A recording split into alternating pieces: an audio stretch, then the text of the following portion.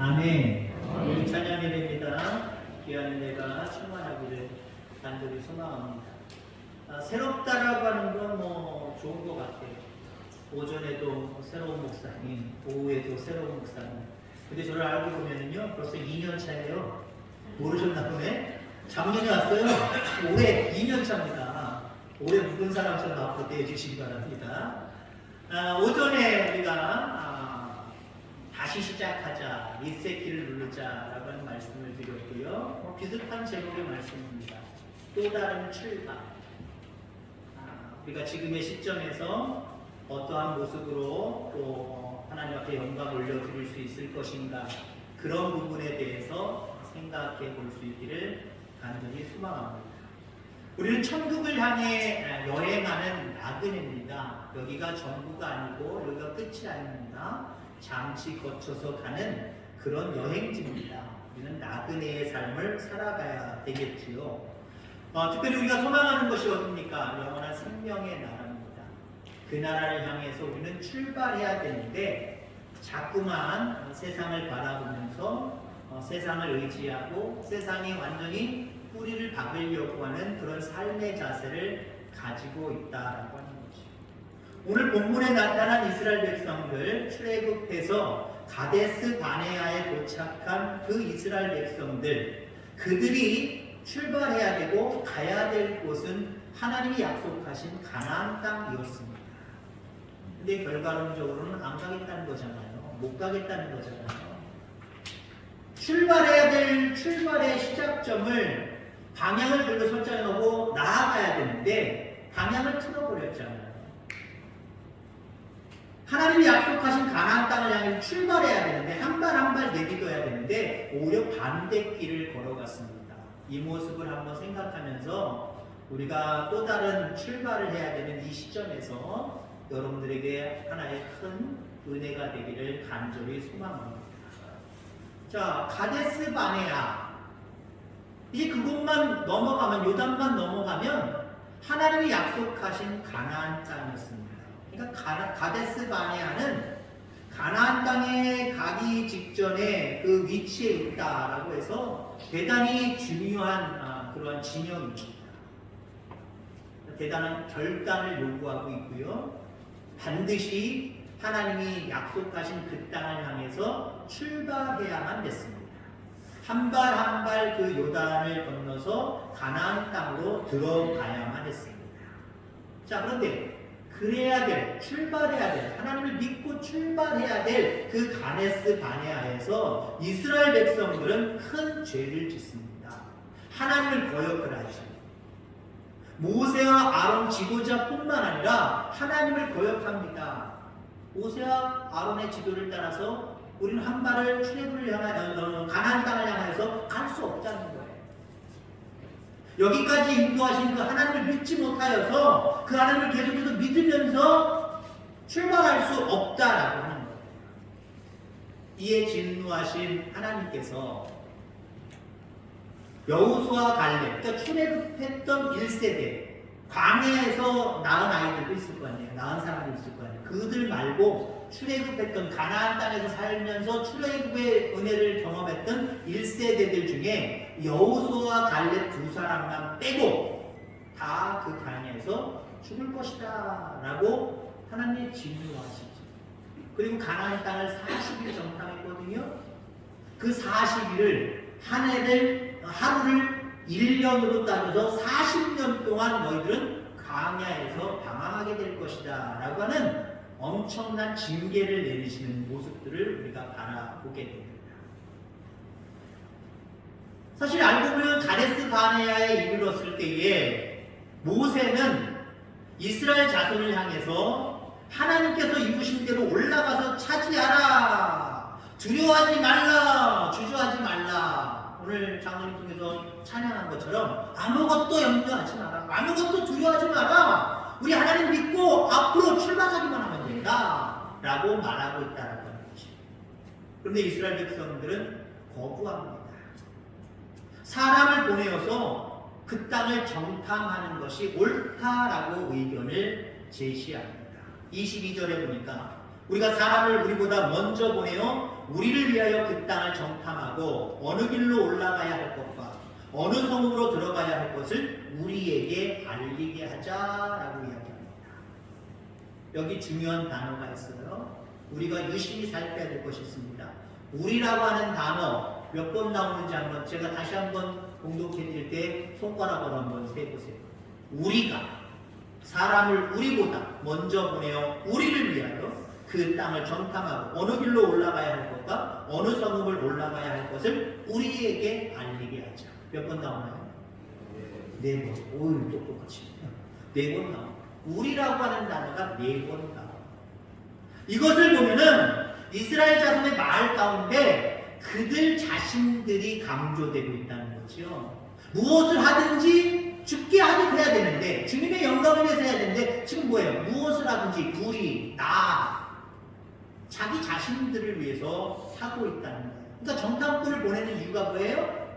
우리를 위해서, 자기 자신을 위해서. 만약에 정탐꾼을 보내더라도 하나님이 약속하신 땅이 얼마나 적합하게 이루는 땅인가 보고 와서 말하는 데는 우리가 더 큰 믿음을 가져보자. 그래서 담대하게 앞으로 말씀 믿고 나아가보자. 그랬다고 한다면 정탐꾼 보내는 거 하나님이 기뻐하실 거예요. 여러분들 우리가 삶을 살아가면서 하나님을 기쁘시게 하는 것과 하나님을 노엽게 하시는 건 큰 차이 나는 것 같죠? 큰 차이 나요. 아주 간단해요. 어떤 일을 하는데 똑같은 일을 해도요. 어떤 사람은 주님의 영광을 위해서 그 일을 해요. 어떤 사람은 자기 영광을 위해서 그 일을 해요. 같은 일인데도 여러분들, 같은 일인데도 달라요. 같은 직장에 다니는데도 달라요.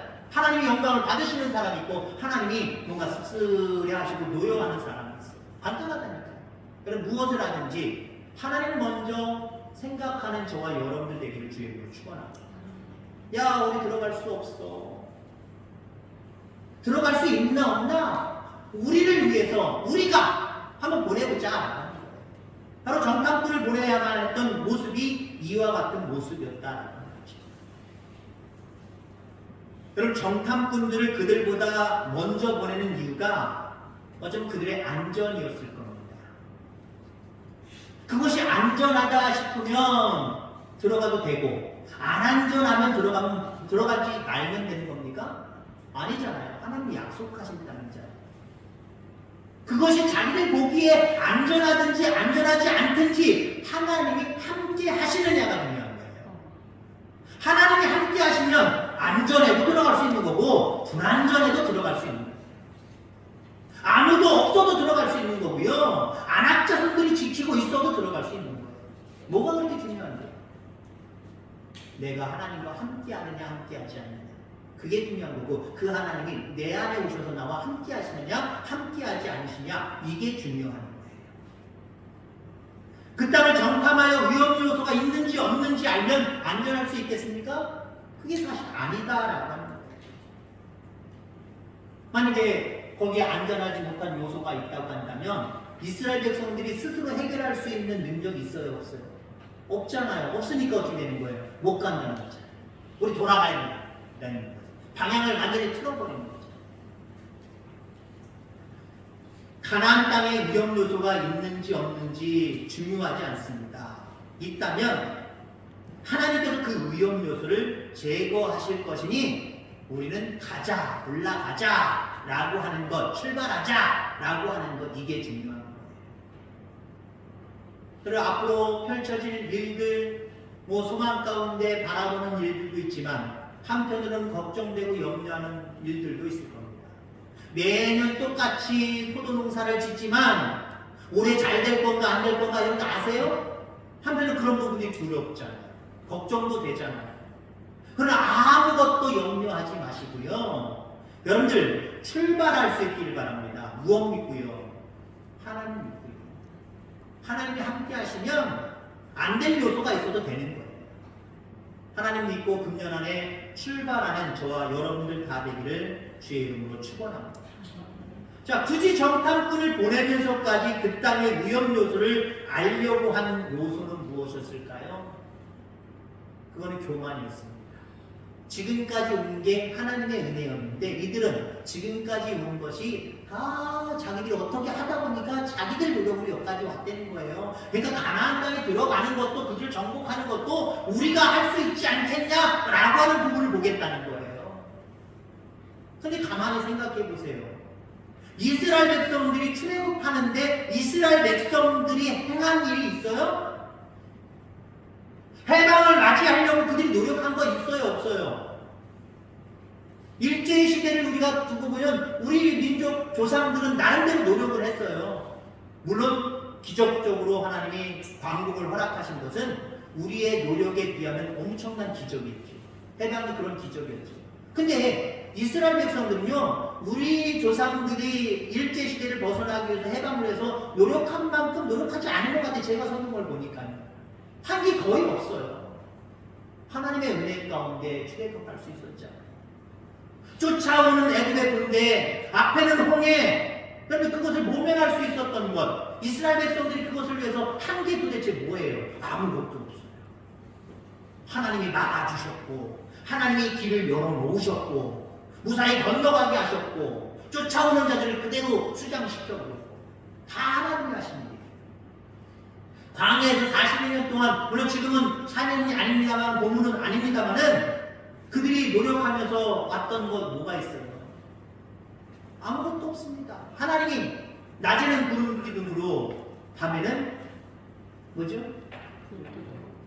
불기둥으로 인도하셨기 때문에 가능했던 일입니다. 그들이 농사졌어요? 그냥 계속 가는 거예요. 농사질 틈이 없어요. 농사질 땅도 안 돼요. 그럼에도 불구하고 그들을 먹이시고 입히신 것 다 하나님의 은혜잖아요. 물론 이 이후의 일입니다만은 요단을 건너는 것도 마찬가지고 요단에 들어가서 첫 번째 여리고성을 함락시키는 것도 마찬가지고 그 뒤의 역사도 마찬가지고 이스라엘 백성들 그들이 내세울 자기 공로가 없어요. 모든 것들이 하나님의 은혜입니다. 모든 것들이 하나님의 은혜입니다. 여러분 지금까지 살아온 것이 과연 여러분들의 능력과 힘과 지혜 때문인지 혹시 내가 그렇게 생각하고 있는 것은 아닌지 알게 모르게 이런 생각 속에 살아가고 있는 것은 아닌지 오늘 이 시간 출발점에서 다시 한번 새길 수 있게 되기를 간절히 소망합니다. 하나님께서 도와주시지 않았다면 한 걸음도 나아가지 못했을 것이고 아마 여기까지 도달하지 못했을 겁니다. 하나님이 여러분의 걸음마다 힘을 주셨고 등불이 되어주셔서 여기까지 인도하신 줄 분명히 믿습니다. 그렇다면 내가 내 인생의 주체가 돼야 돼요? 내가 내 인생의 주인공이 돼야 돼요? 아니요. 하나님이 내 삶의 주체가 되고 내 삶의 주인공이 돼야 됩니다. 그럼 어떻게 됩니까? 저기 첫 번째 부속의 그 어떤 표처럼 말씀 안에서 살아가야 돼요. 말씀 안에서 살아가야 돼요. 하나님 말씀은 이스라엘 백성들에게 방향을 정하고 걸어가라, 앞으로 가라는 거예요. 근데요, 이들은 자기가 주체이다 보니까 여기까지도 자기들이 왔는데 야 이거 할 수 있어 없어? 이거 보자는 거고 봤더니 지금까지는 자기들이 잘해왔는데 앞으로가 문제네. 큰일 났네. 우리 못 이겨. 그들에 비하면 우리 메뚜기야. 야 안 되겠다. 돌아가자. 애굽으로 가자. 광야로 돌아가자. 여러분 이 땅을 살아가면서 하나님이 여러분의 가정에 우리 교회의 여러분의 개인의 주인공이 되기를 주의 이름으로 축원합니다. 그분의 뜻 안에서 살아가요. 그분 말씀대로 살아가요. 그래야 길이 열려요. 그래야 여러분의 모든 소망이 이루어지는 줄 기억하게 되기를 주의 이름으로 축원합니다. 정탐꾼으로 12명이 뽑혔지요. 각 지파의 지도자들입니다. 수령들, 최고의 인재들이다라고 이야기할 수 있습니다. 그런데 사실 여호수아 갈렙 두 사람을 제외하고 이들은 이스라엘 백성에게 유익이 되지 못했어요.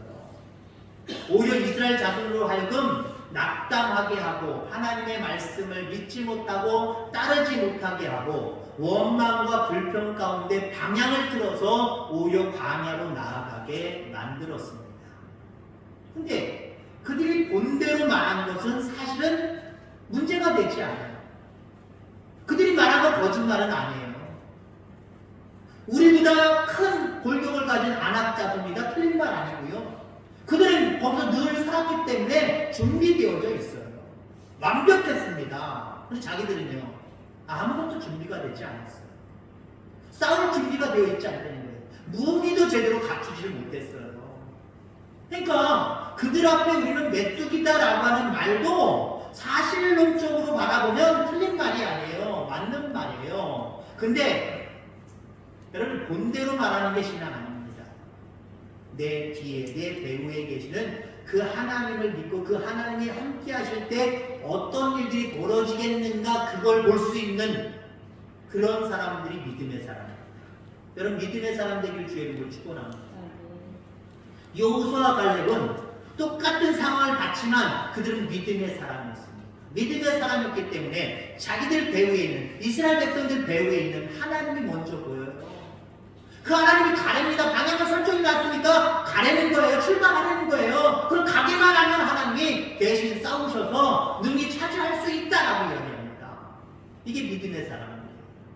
금년 안에 여러분의 생각과 여러분의 말들이 믿음이 지배하기를 주의 이름으로 축원합니다. 믿음을 가졌다고 하지만요, 믿음이 지배하지 않냐고 그런 어떤 세상 사람들의 생각과 인성, 이런 어떤 머리가 작용을 먼저 하면은요, 본대로 우리는 표현하게 되어 있어요. 이래서 안 될 것 같아요. 이거 큰일 났네. 이렇게 얘기하게 되어 있어요. 근데 믿음이 지배하면, 나와 함께 하시는 그 주님, 그 주님을 믿는 믿음이 지배하면요, 넣지 못함이 없는 거예요. 갈렙이 이렇게 이야기합니다. 아무리 그 땅 거주민이 강하고 성읍이 견고하며 힘이 클지라도 우리는 능히 이길 것이니 곧 올라가서 그 땅을 취하자.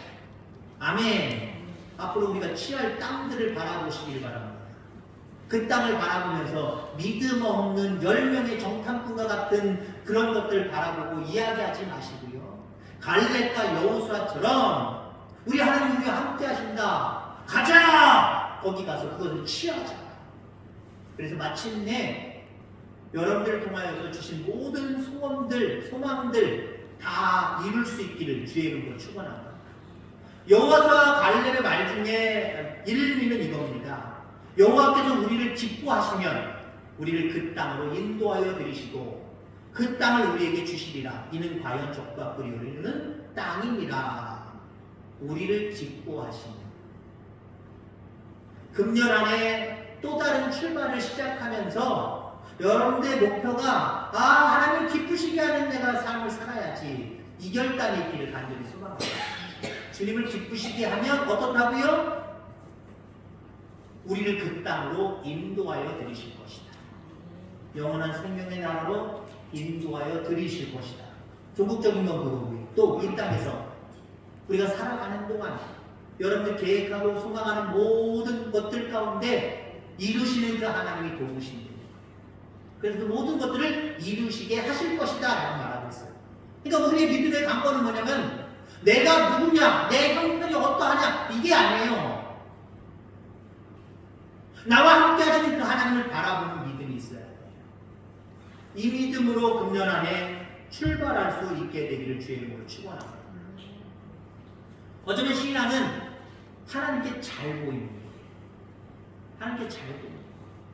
여러분, 한참 여러분들 연애할 때 어떠셨습니까? 뭐 중매 결혼은 모르겠어요. 저는 연애일까요? 중매일까요? 네? 이거 중요한 질문인데요. 연애일까요? 중매일까요? 어떻게 생겼어요? 연애하게 생겼어요? 뭐 예를 들어서 아무 능력도 없어가지고 누가 해줘갖고 간신히 결혼한 저런 분이 나요. 네? 얘기해보세요. 네? 연애했습니다. 저 당당히 연애했어요. 그리고 첫사랑입니다. 첫사랑이 고등학교 1학년 때 만났어요. 저 사람을요. 친구의 친구들이었는데 어디 이렇게 그냥 저희들끼리 노는 자리에 그 친구들을 오라고 했대요. 넓은 광장이었어요. 여의도 가면 여러분 516 광장, 지금은 다 공원으로 변했죠. 516 광장, 아스팔트 쫙 깔린 정말 광활한 광장입니다.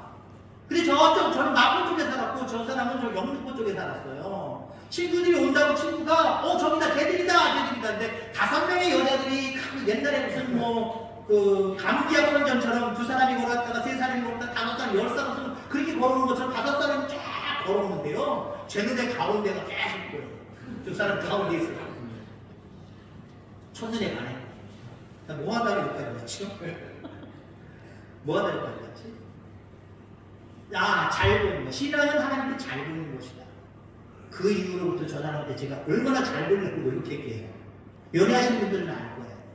내가 사랑하는 사람에게 내가 잘 보이려고 하는 거. 이거 당연한 노력이잖아요.